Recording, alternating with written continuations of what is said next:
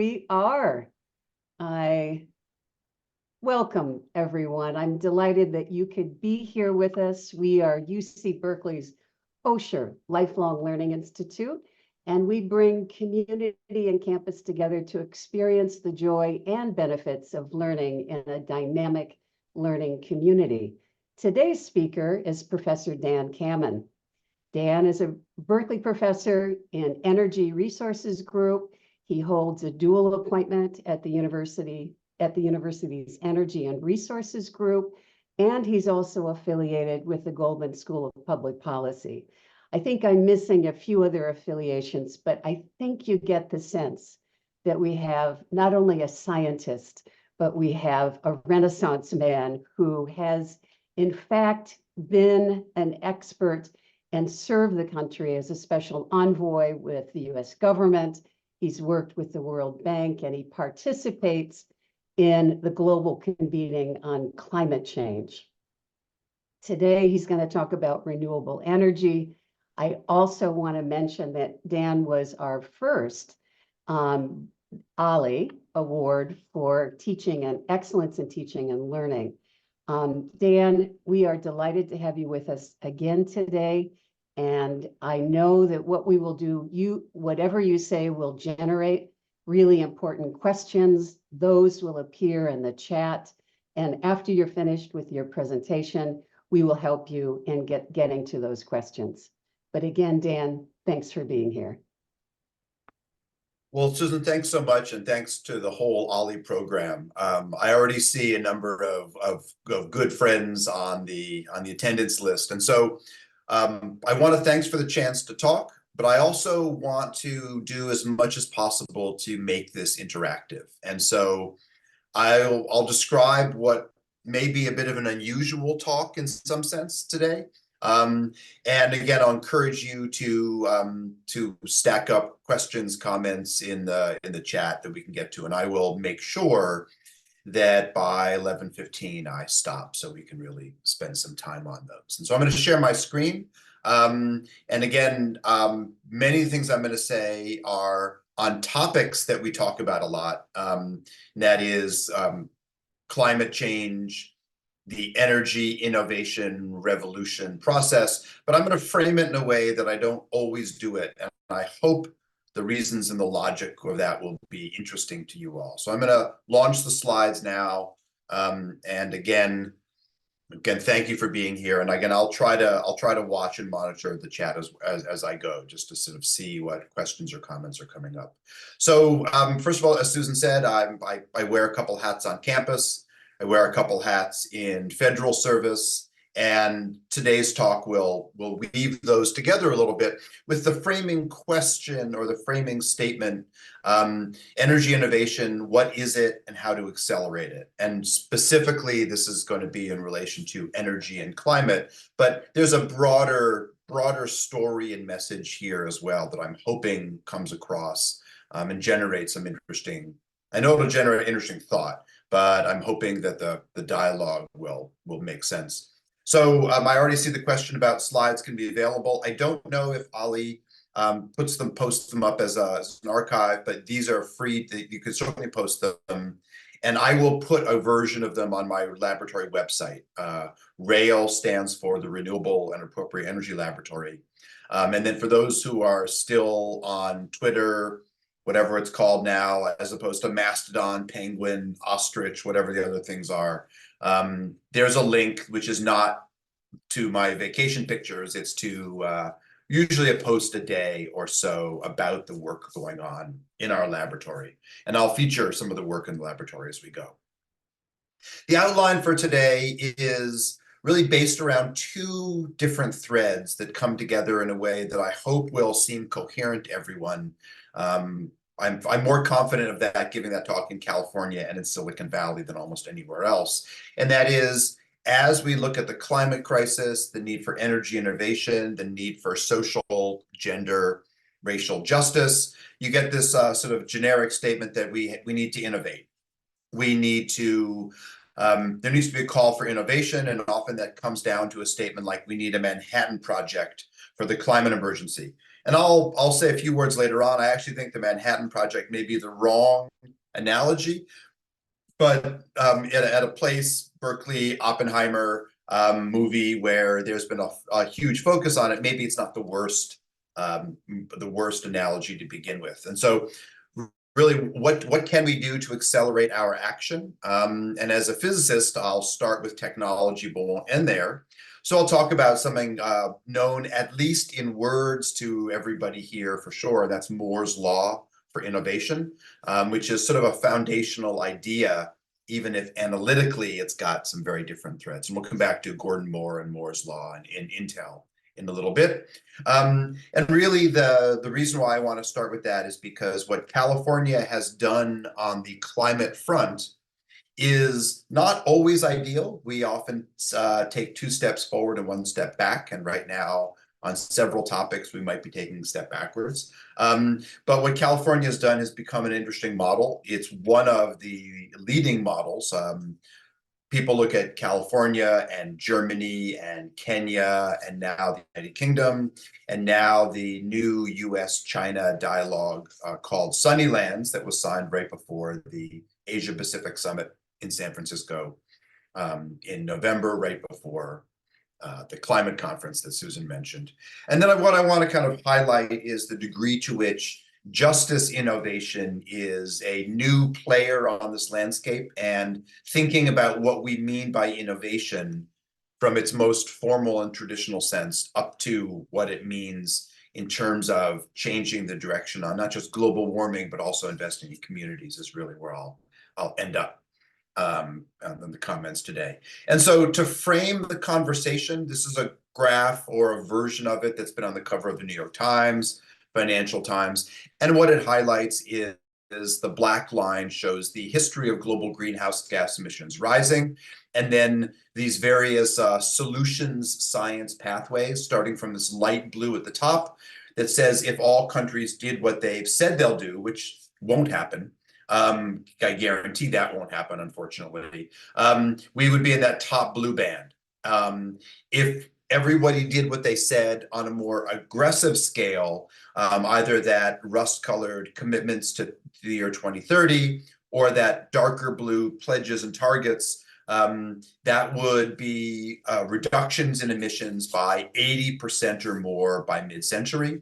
And that would lead to the world staying close to, but not quite under, the initial target from the Paris Climate Agreement in 2015, and that was to limit warming to 2 degrees Celsius. Since we've already warmed the planet by at least 1.2, there's not a lot of headroom left there.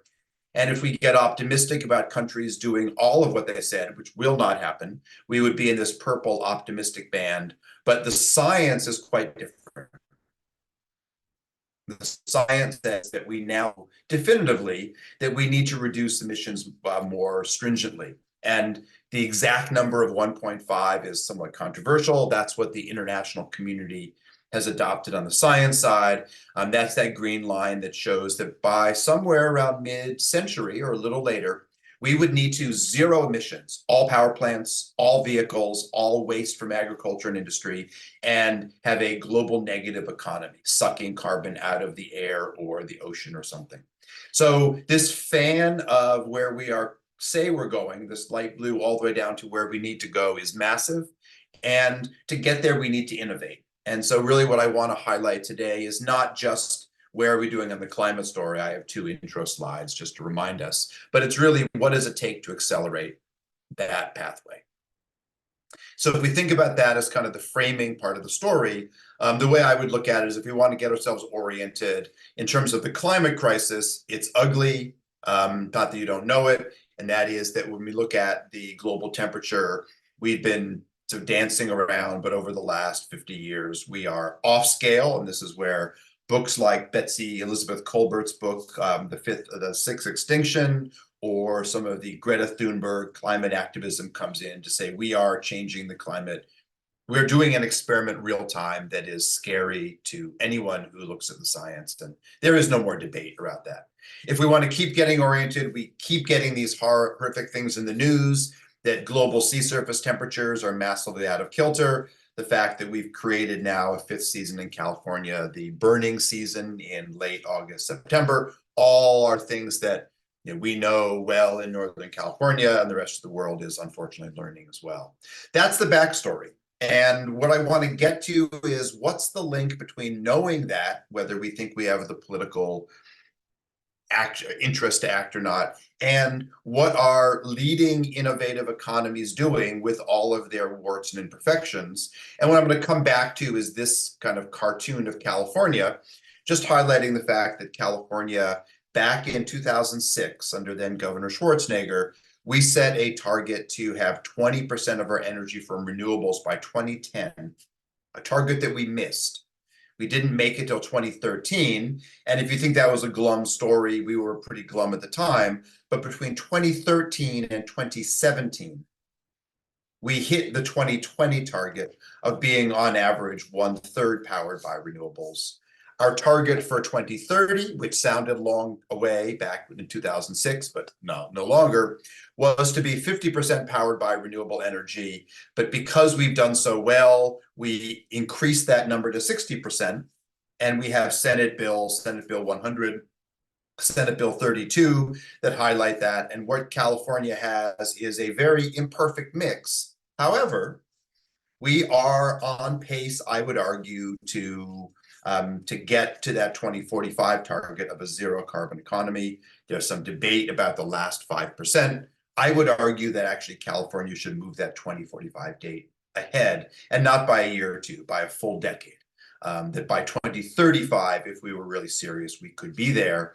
And California's law has lots of things that'll come up during this talk, one of which is going to be the fact that, yes, we have a clean energy mandate. We also have very high levels of economic inequality across the state and across the country. And maybe the most interesting aspect of California's climate path is that with our imperfections, we have written into it a significant investment in underserved, marginalized, poor communities that has become the model for the Biden administration's approach, which I think so far has been very successful. And whether you think he's getting credit for that is another whole topic. But that's really what I want to frame this around in terms of action and moving forward in terms of a path. And so why did I frame the talk around innovation?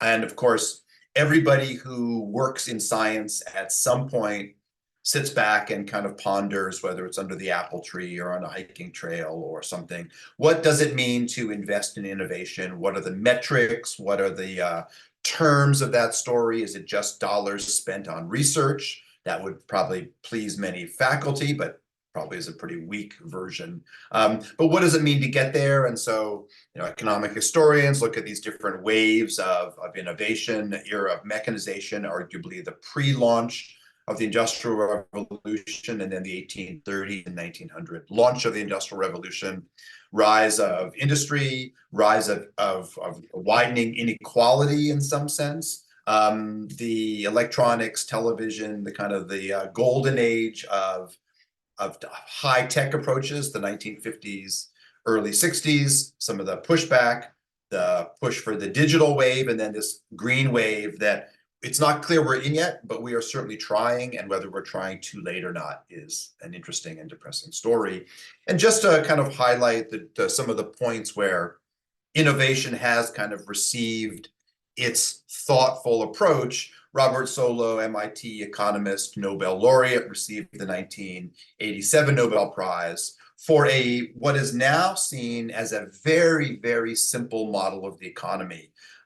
It's something we now teach. I'm not an economist, but it is now taught to college sophomores and juniors. And essentially what Solow did is a nice lead into today's conversation, and that is he built a model of the economy, and he had capital and labor and all of the industrial or Marxist and post-Marxist things in there. And what he found was that he couldn't explain much of economic growth. And so 80 to 90% of the overall growth in the economy is due to innovation and efforts in that area. So all of that's going on in terms of thinking about how much of our economic progress is due to new science and technology. And so that's what we're going to talk about today in terms of what does it take to invest in energy and climate aspects that might sort of improve on this sort of process. And so that's really what I'll highlight. And I'll do it in a couple different ways. So like I said, all scientists who work on energy innovation have some entry point.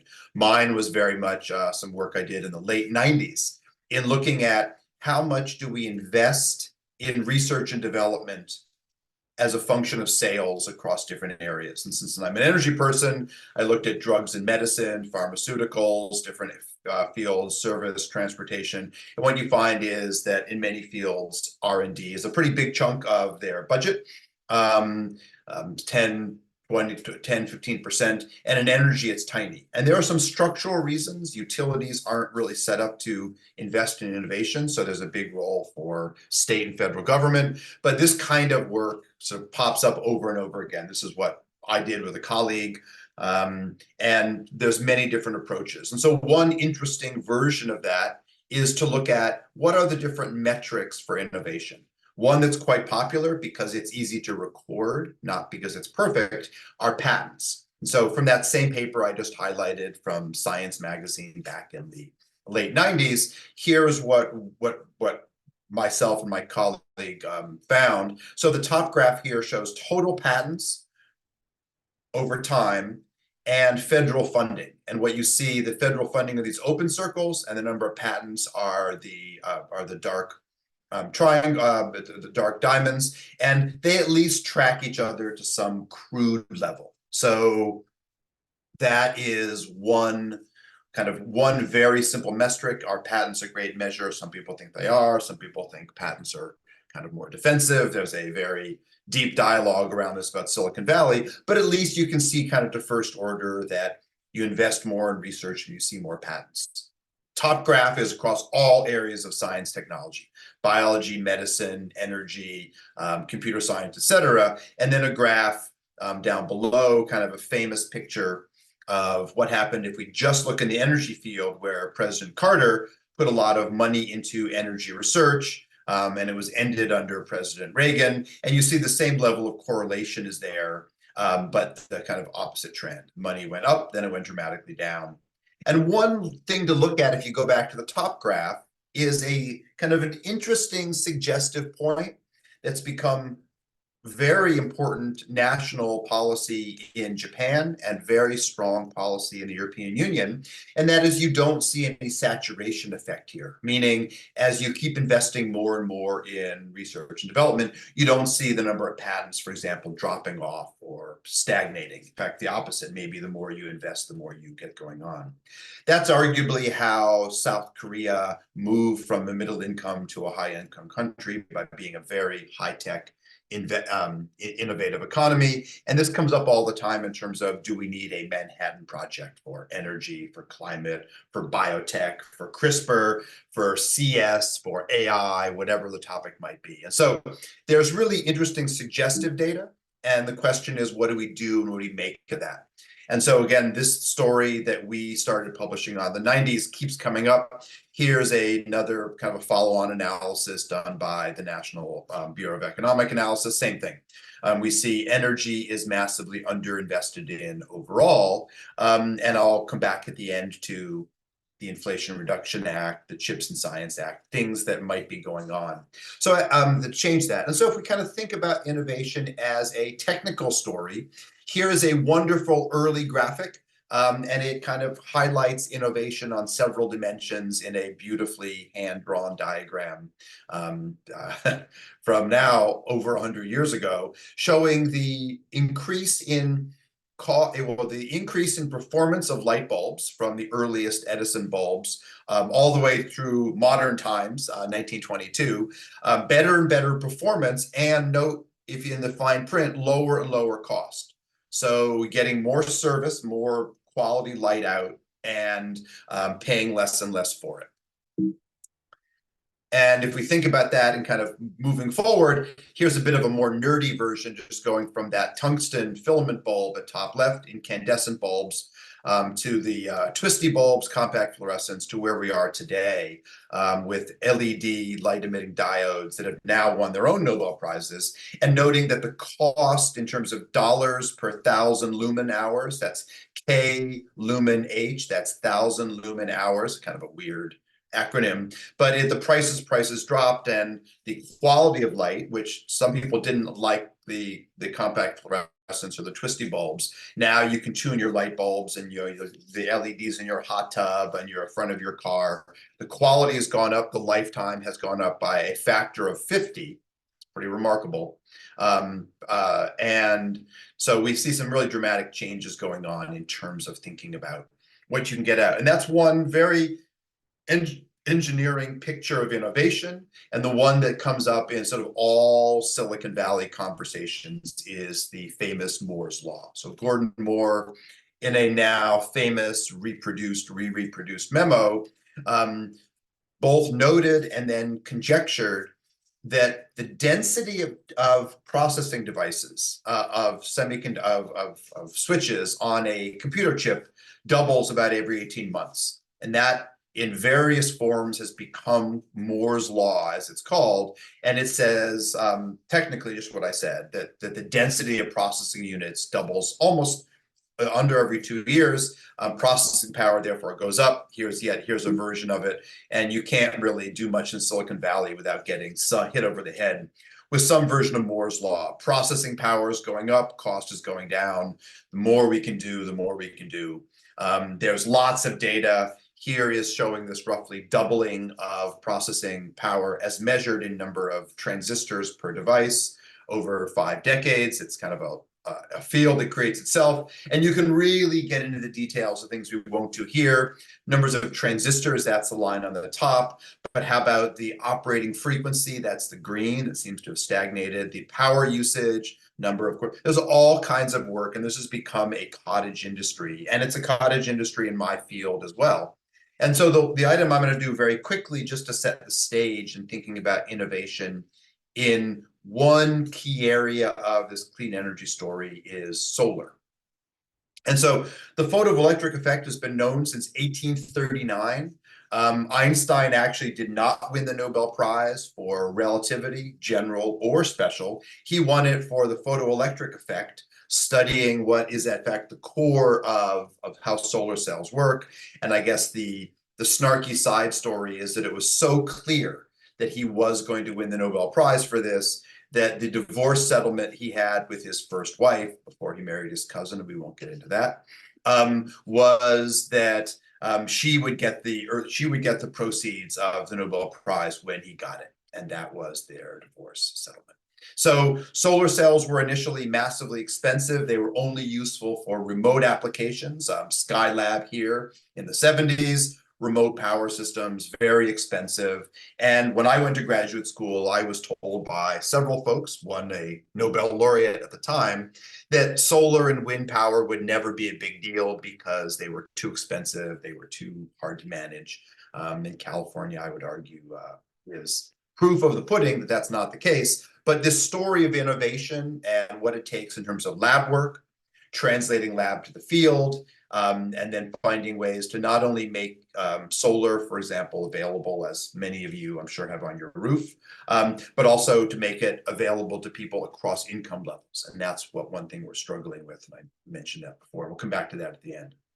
There's lots and lots of interesting approaches to thinking about the technocratic aspect of learning. There's who adopts technologies early. I bet a lot of people in this call were early adopters of solar panels on their rooftops and certain cell phones and solar panels and electric vehicles. And so if we think about this kind of evolution going forward, where the technology changes, it's not just that the chip or the cloud is a cheaper way to record data than on a gramophone on an old style phonograph, but there's actually other services. And so there's lots of discussion about, well, are we just getting better at doing one thing, storing data, or are we getting better at finding other applications? And that's really an aspect of the story. President Carter, as I mentioned, famously put solar panels on the White House. They were removed by President Reagan. Turns out they were given away to Union College. And so this process of not just doing innovation, but getting it out in the field is a key story. And so my favorite super complicated graph is this one. And again, don't look in the details. These different colors are different types of solar cells. The ones that we think about most often, the kind of the blue solar cells are the ones shown at the top here. These are multi-junction cells. What you're seeing is the efficiency. It's only one measure of how good they are over time. And so in some kind of thinking, the slope of this line or the rate of increase is a measure of what we get out in terms of not only investing in solar cell research, but also putting them in the field. And you'll notice that these are kind of steadily ramping up for these traditional solar cells, the purple, the blue, and the green curves. Then we got a bunch of little red upstarts down on the bottom right here. And these are interesting, unusual, emerging technologies. They are lower efficiency today than the almost 50% efficiency of the best purple solar cells, but you'll notice they're ramping up more quickly. So the slope of those lines, the rate of increase is faster, and there are different bets on will, for example. Some of these things in the red, the so-called dye-sensitized or organic solar cells or quantum dots, other cool things. Will they ramp up dramatically so that they actually replace the current incumbent cells that most of us have on their roofs? As an example of innovation that requires lab work, that requires deployment, that is part of this process of finding climate solutions. Moore's law, when applied to solar, is just a statement that the cost of a technology at one time, say today, C1, compared to the cost at some future time, C2, is just a function of the total sales. And this is a log-log plot. I'm not going to get into the kind of the nerdy aspects. When you have a log-log picture and you have a straight line, that's called a power law. That's actually what Moore's law is. And what it says is that the price decline every time you double the amount of solar cells or electric vehicles or batteries or wind turbines built and deployed. In this case, you get a drop in price equal to the slope of that line. That means for solar cells, every time we double the number of solar cells deployed, we see about a 20%.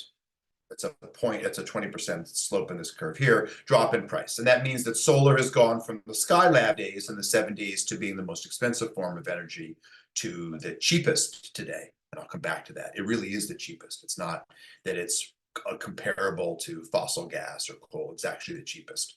So this has led to a huge amount of work looking at what are these learning curves, as they're called, for batteries. And it turns out batteries are improving as quickly today as solar cells have ever done. And you can see the lithium-ion batteries in almost all of our cell phones. That's the blue triangles.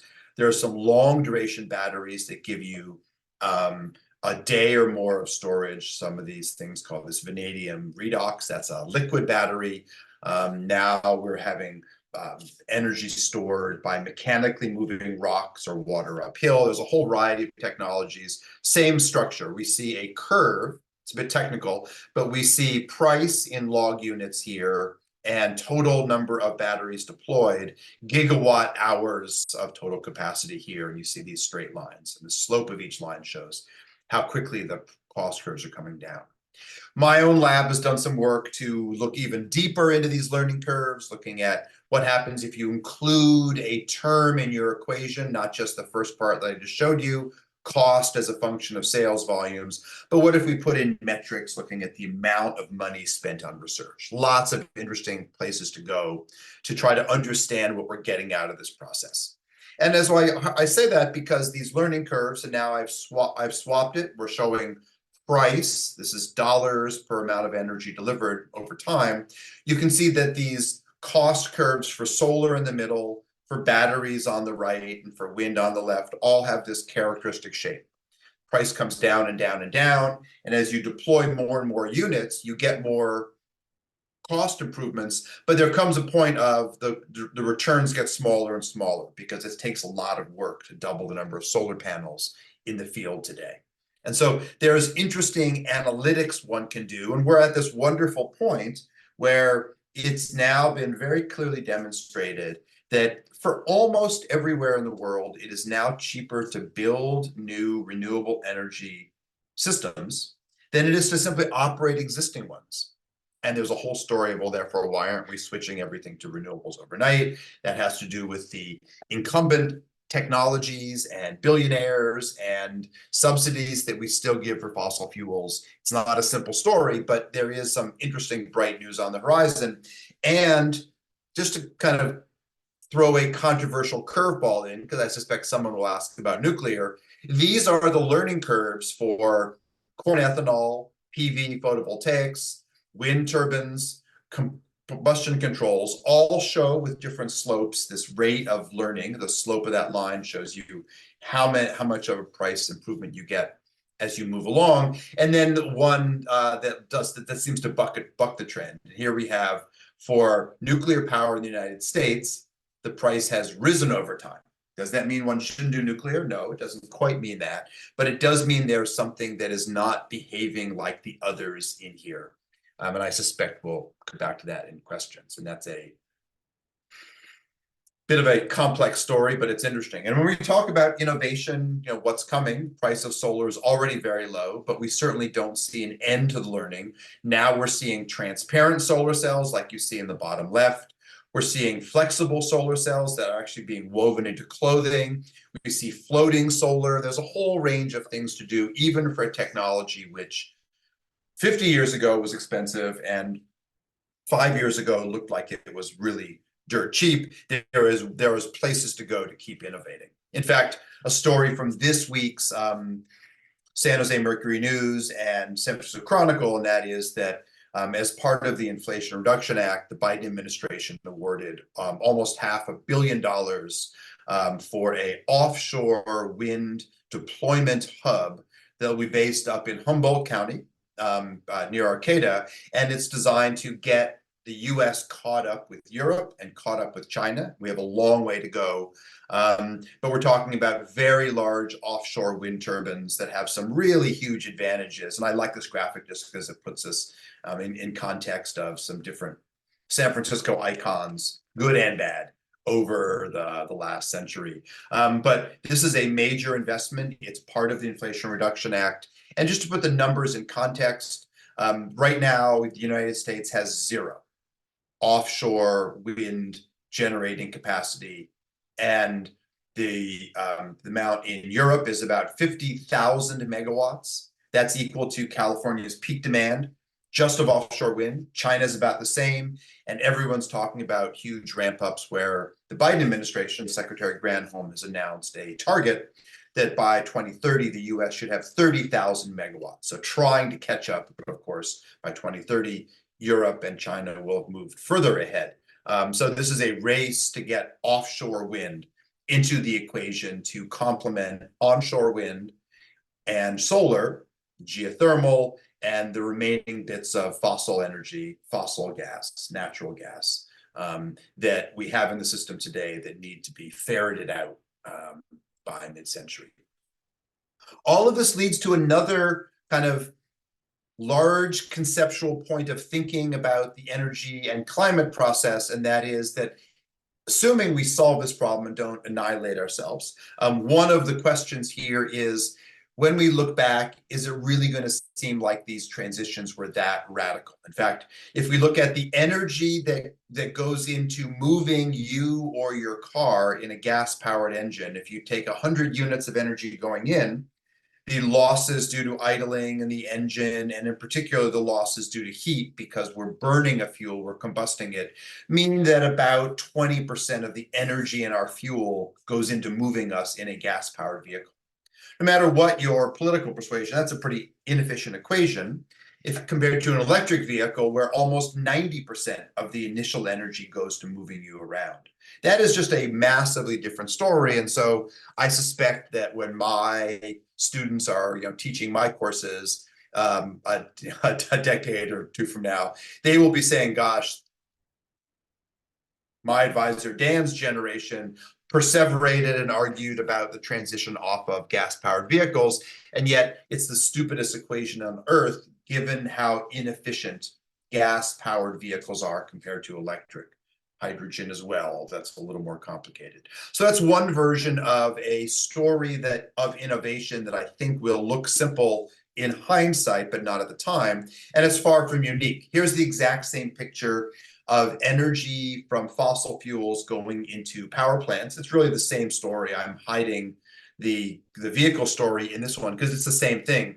You start off with 100 units of energy in coal, you burn it, and that means you guarantee you lose 70% of the energy, and then small losses, which means that from an initial supply of coal, about 10% of that initial energy is actually going into power. And the reason why this is the same story as a car is because you can replace this with a picture of a car because it's the same thing. You're burning a fossil fuel, you lose 2/3 of the energy or more. And so I suspect we will look back at ourselves and chuckle in a sad way, having done whatever amount of damage we do to the planet. And that brings me back in the end of this kind of view of innovation to thinking about what California has done. And I highlight this for a couple reasons in my last couple minutes before I really do move into Q&A, so get yourselves ready. And I do see there's some nice ones in the chat already. And that is that California didn't just set higher and higher clean energy standards. We actually made our job pretty difficult. We decided that our clean energy standard would not include nuclear, and it would not include large hydro. And those of you watching the really inspiring work going on in Northern California now will know that we are now decommissioning and tearing out dams on the Klamath River and elsewhere, as they're doing in British Columbia. And we are seeing that, as they say in Jurassic Park, nature finds a way. The pictures of the Klamath River and its recovery have been dramatically quick when you get rid of these dams. And so there's some interesting good news here. California set a tough standard for what is a renewable source of energy, and we're meeting or beating it. But at the same time, California said, we are going to use a market mechanism, a cap and trade market set up under Governor Schwarzenegger, to give companies the option. You can either invest in green or you can buy credits. And there's a lot of political complication about, is that just shuttling off waste to poor people? But one of the features of this is that California said 35% or more of our cap and trade revenues must go to low-income, underserved communities. And President Biden, when he was candidate for president, Vice President Biden, he said, oh, I'll take this California plan and I'll do you 5% better. So the federal version is called Justice 40, and it is a plan to put 40% of investments into low-income communities. So what I want to end with is not details of some technology paths, but a kind of an interesting look at innovation in terms of what we can learn from this Inflation Reduction Act and investing more money in energy research. It passed just barely, this complicated Schumer-Manchin deal, $369 billion that went into clean energy. And what's interesting about it is that the largest single chunk of the Inflation Reduction Act was, in fact, an investment in justice. So about 60 billion of the 369 billion has a clear tag based around investing in underserved communities and supporting underinvested in researchers and people in the market. And so if the Inflation Act follows the projections that we're making today, it would take our current pace of decarbonization. And you can see the curve here, where by 2030, we would be about a third below our 1990 baseline emissions, and optimistically almost double that. And so that's 369 billion that is going to produce, we hope and we expect, a great number of jobs, but also a great diversity in the environment, tripling the amount of solar cells in use, doubling the amount of batteries. And interestingly enough, my final slide, some really interesting work that has used Silicon Valley as the test bed. And that is, what we find is that in a place that truly values innovation, or at least we like to say that, one of the interesting findings from a large survey, over 200 different startups in clean energy and in financial technology in Silicon Valley, found that the more diverse the startup team, the board of these emerging new companies, these clean tech and fintech startups, the more diverse the leadership, both racially and gender-wise, the better these companies do. This is work done by Skydeck, which is essentially Berkeley's in-house or next to house incubation hub. And so we find is that significant improvements in not only fundraising for more diverse companies, but interestingly, these companies that are more diverse consistently meet their targets earlier and do so sort of on time, under budget, as opposed to over time, over budget. And of course, one such survey doesn't make the case. I think it fits in exactly with what I've been saying, sort of going on here, in terms of the need and the value for diversity in a place that both loves to champion diversity, doesn't always do the best job of supporting employees. We've now seen from the harassment that's going on in a number of companies, but this idea that Silicon Valley is a place that has essentially put the financial muscle into California's ability to be a climate innovator and leader.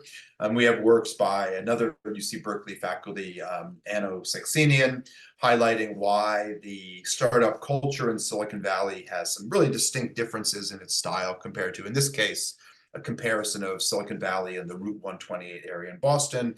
And then this idea that will we get there, kind of another high-profile recent book, the John Doerr book, Speed and Scale, about how do we activate this kind of innovation equation landscape for our climate solutions. And so I've actually done what I said, and that is I'm going to stop here. We have a minute or two more than 15 minutes for questions, so I'm going to stop on the slides again, unless someone's question comes back to that. And I'm just looking back through the questions that are on in the chat right here. Susan, let me turn it back to you in terms of which way would you like me to kind of march through the ones here, or would you like to say do you want to curate it? Should I curate it, or should we let people just hop in?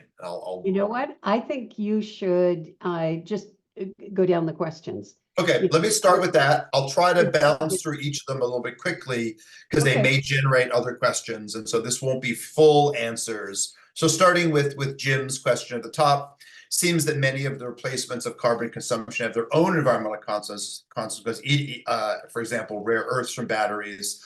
Are you seeing efforts to address these? And it's a great question.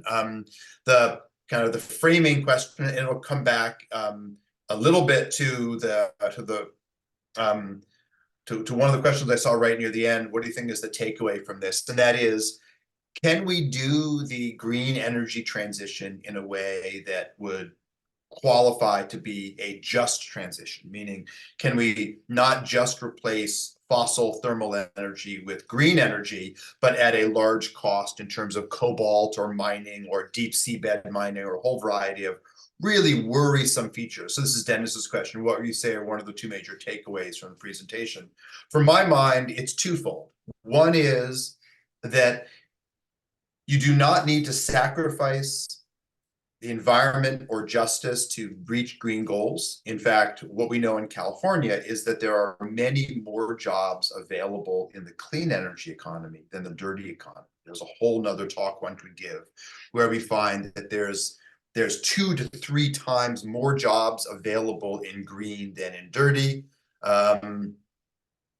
And one feature of this is that the investment is not a zero-sum game. Doing more in clean energy gets you more in terms of jobs. California, for example, has more people employed in the solar industry than in all of our 3 utilities combined.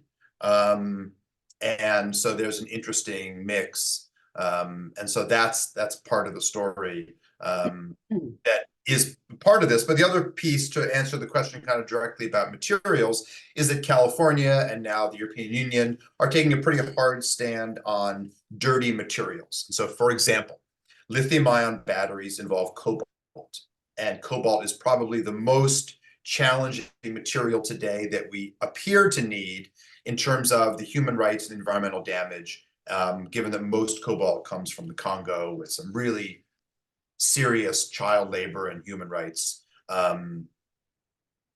abuses in the story. And part of that is a switch, for example, that VW and Tesla have both made to no longer using lithium-ion batteries, so using lithium phosphate batteries.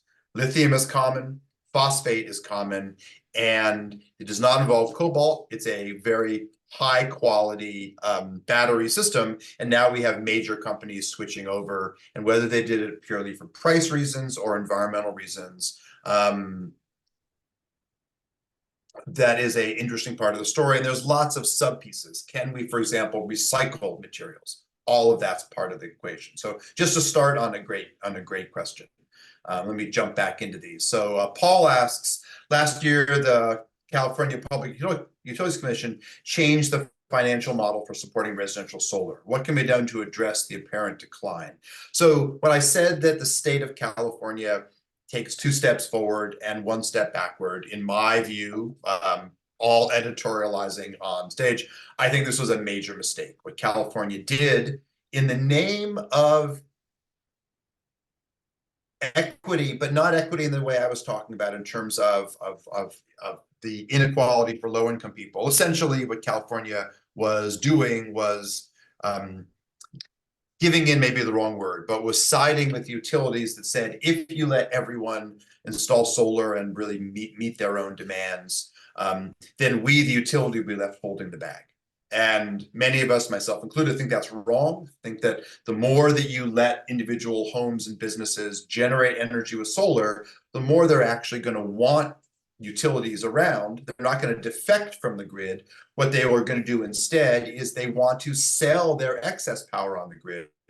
So wouldn't it be nice if everyone who installed solar, whether it's a homeowner, a business, or a low-income community project that has solar that meets the needs of the block and has solar to sell, could sell that green power into the market, as opposed to effectively having to give it away, to donate it, or to get a very low rate back for it. So the Public Utilities Commission, as probably won't surprise many people on this call, sided with utilities. I would argue they sided against innovation and justice.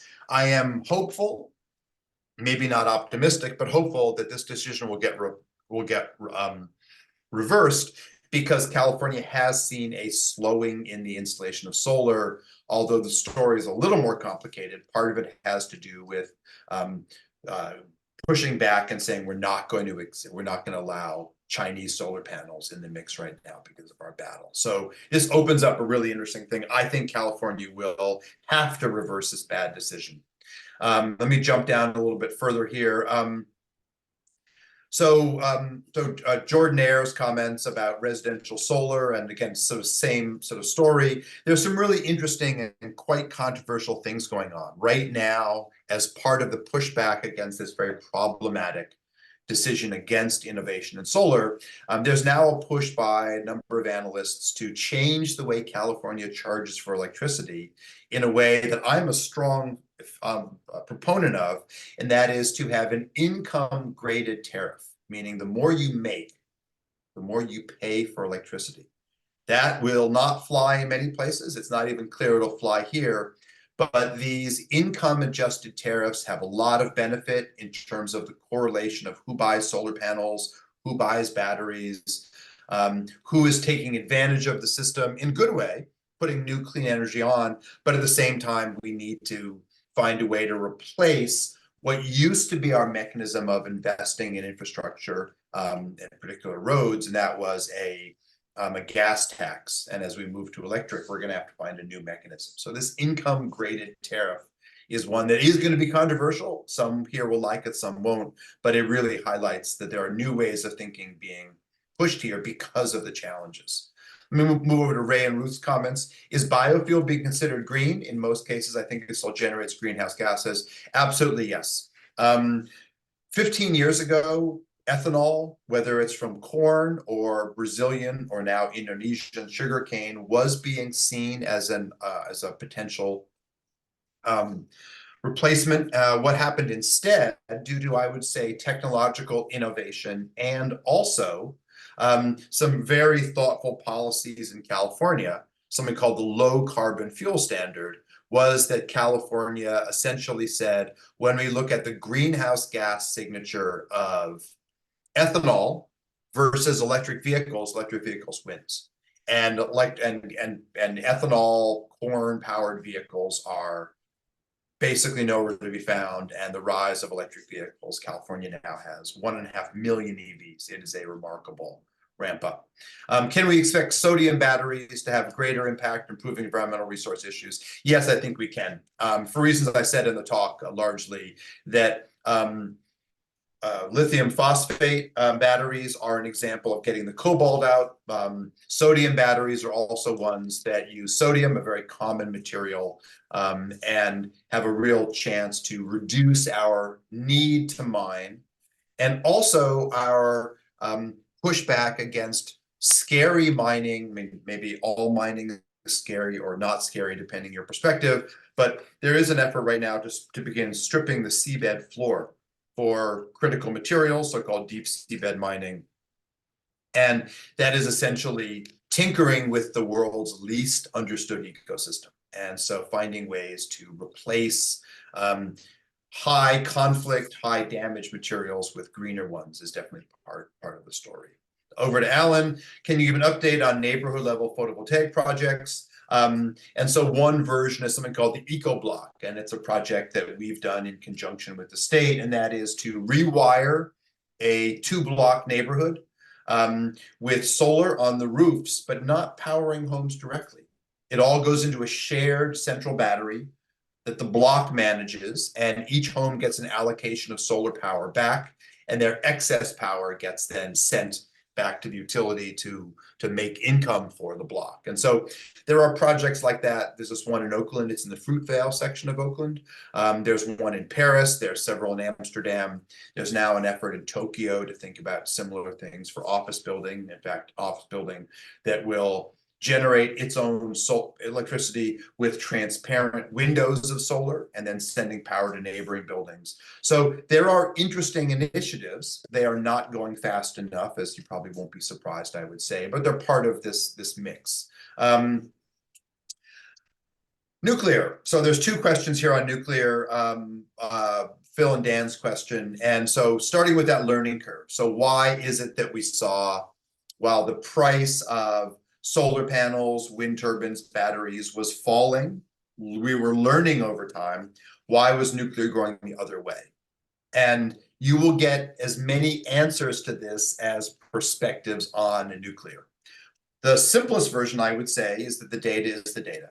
What we see is the price of nuclear has risen, not fallen, over the past decades. But a little more detailed look at that, we noticed that we'll have to note that that data went up to 1996. That was the year that the US installed its last nuclear power plant, the Watts Bar plant in the US Southeast. And now there is an effort to install a new generation of nuclear, so-called small modular plants. And opinions are widely differing as opposed to, is that going to be a nuclear renaissance? Is that a huge pull for subsidies? Is that going to be cheaper or safer? We don't know. There are claims it would be cheaper and safer. There's also real worry because the first US small modular plant, and when I say small modular, what I mean is that current nuclear plants are about 1,000 megawatts or 1,500 megawatts in size.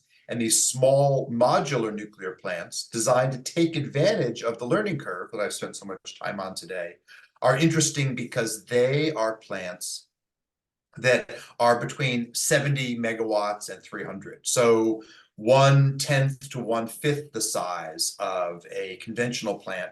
And the first such deployment was going to be in Utah by a company, NuScale, company with a very close relationship with the US Department of Energy, to put it mildly. And Utah looked at the price increases that were forecast above the initial, it's going to be very cheap, maybe too cheap to meet our price. The price has been rising and rising, and that contract was canceled.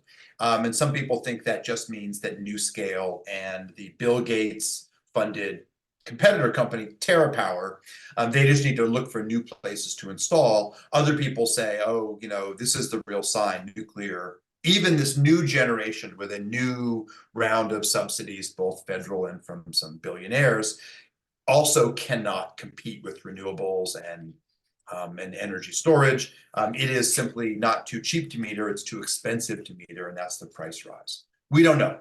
I would say nuclear has a challenge in that even if everything goes right, let's say they find a new community willing to take these power plants, unlike the contract that was just canceled, they get deployed. The nuclear industry, they work ideally, no accidents, no problems, no overrun costs in terms of refueling the reactors, et cetera. That's a lot of ifs strung together in one sentence. But if all those things happen, then nuclear builds its first plant and it starts operating in 2030. And then there's operational data and experience by, say, 2033, 2034. That means you don't start building a lot of these plants until the mid-2030s at the earliest. And we need to have brought our carbon budget under control by mid-century. So nuclear has a very difficult road to go down if everything works in its favor. And so we shall see. And then, of course, the new interesting bright spot on the horizon for nuclear, so a place where I'm fairly bullish, is nuclear fusion. We know fusion works. If you look outside on a non-cloudy day, you'll see the sun, and that's nuclear fusion. But some people think it will take a decade for fusion to be commercially running. That's people like myself. Former Secretary of Energy Steve Chu and I just had a debate about this. He thinks it's 2 decades plus. And so opinions vary, but it's not going to save us tomorrow morning. So I'm going to go to Mike's question. How do you think about what the relative funding should be for R&D into hydrogen ammonia versus pure electric systems? So this is a fascinating question, and I won't answer it well in a minute and 40 seconds. Basically, I would say that that hydrogen, and I mean green hydrogen, not made from fossil fuels the way we make it today, but made from renewable energy from maybe those big offshore new wind turbines, or at nuclear plants, or when we have excess solar during the middle of the day. The problem for hydrogen is that everyone is in favor of it, or almost everyone, but no one seems to say, well, this is the application where it's going to be the winner. It's not going to beat out electric vehicles, most people think. It might have a role in industry. Maybe it has a role in shipping, but nuclear stands, sorry, I keep saying nuclear, but hydrogen stands to be everyone's, oh yeah, that'll play a big role, but no one is clear that it's going to, that there's some killer app that it's going to solve. The Inflation Reduction Act gives a massive subsidy for hydrogen. Arguably, the subsidy is larger than the cost to produce hydrogen. So there is a huge opportunity out there, but hydrogen's got to step up to the door. Last question I'll do to Maria's right at the end. Capitalism needs continuous growth. How can we think about this process in terms of technological innovation? There is a broad story going on now, more embraced in Europe than here, that we have an opportunity to today invest in degrowth. Meaning, can we be as happy or happier with less, or with higher quality but less stuff? And some people call that the kind of the Scandinavian ethos, although Scandinavia has its challenges in terms of places like Norway being essentially rich because of fossil fuels. There is a discussion about that, and I would say discussion is all it is. And certainly one last thing to go that I didn't get into today is the prospect that we would begin to price things based on the ecological and the human rights damages, and that's called the social cost of carbon. The Biden administration adopted it day one. Conservative courts in the US South blocked it, but recently the Supreme Court, among its few decisions that I personally have liked, actually backed the Biden administration on we need to do full environmental and social cost accounting. Again, the social cost of carbon. I know we're a minute over. People have been very kind to stay. Susan, let me turn it back to you for some closing comments, but thank you all for listening through. Dan, please take a big, deep breath. Marvelous, marvelous sort of taking those questions. Thank you, members and others for asking them. I will present, I upload this talk after we've captioned it. Dan will also send it up to campus to see if they'd like to make it into a podcast. I think there are many questions remaining, and we would love to have you back again the next time you are free. And, I will continue to make that invitation to you. But everybody, thank you for today. And Dan, especially, thank you for your. Thank you all. Really appreciate it, Susan. Thanks the whole OLLI team and all the great questions. Great. Okay. Take care.